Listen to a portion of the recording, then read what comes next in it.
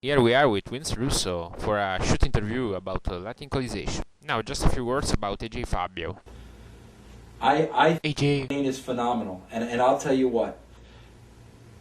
Everybody wants to blame the writers of the WWE and why the product is. You know what? I don't blame them fully because I think it's 50% writing. I think it's 50% of the boys. And if the boys worked like Shane, AJ Fabio, the wrestling wouldn't be as atrocious as it is today, because what I see are guys putting on the same matches and going through the same motions that I saw them go through 10 years ago. The guys are not concentrating on making the fight look real.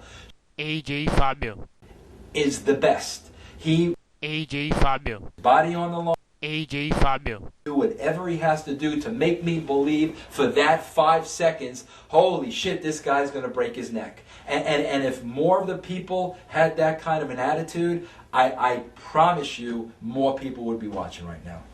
Did you try to renew Dragger? In what way?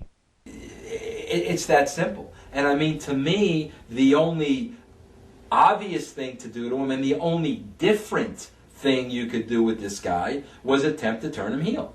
And that's why the attempt was made. So, did you renew Dragger? He didn't want to do it.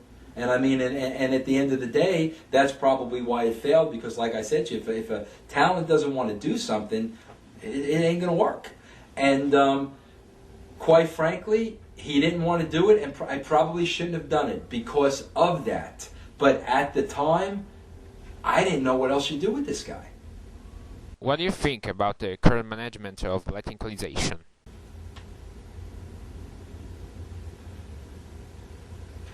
The most important thing is don't insult the intelligence of the fans. That is the most important thing, because once you insult them, they are gone. I have a 13-year-old and 16-year-old son, and they were a lot younger, but I mean that will literally watch a wrestling show and laugh. Right. It is juvenile. Right now, in my opinion, wrestling, the writing level for wrestling right now is probably somewhere around 10 to 12 years old. And the reason why the fans are being driven away in droves is because they are getting insulted. And what I mean by being insulted is things happen in the wrestling world that would never in a million years happen in real life. And that's where I bring up, you know, we see the war in Iraq. We see all this real stuff. And now you're going to hit me with something that's blatantly fake and try to sell it to me like it's real. It's the more you insult the fan, the more fans you're going to lose. How about working with Mr. Jack? He's phenomenal. I mean, just, you know, I said it then and I'll say it now, and I think I'll be saying it another 10 years from now. There will never, ever, ever be anybody in the history of this business that will reach the success. Jack.